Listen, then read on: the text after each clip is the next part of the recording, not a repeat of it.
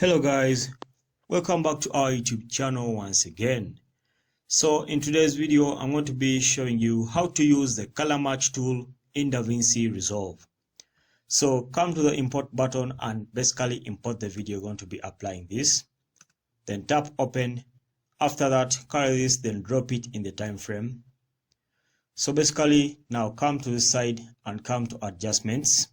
Okay, so when you come to adjustments, scroll down until you reach brilliance, blacks and whites. Okay, this is what I'm talking about: brilliance, blacks and whites.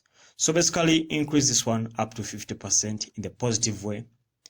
Now reduce the blacks up to negative 50%, then the brilliance up to 33%. Now again scroll down and come to sharpness, then increase it up to 100%, then the clarity up to 50%. All right, just like that, and then tap on apply to all. Okay, so basically you're done and you're good to go. Basically you can play your video and you can even save it and find it in your device. Okay, so basically that's it guys. Until next time, we shall meet once again. So basically this is the effect it applies in our video, as you can see.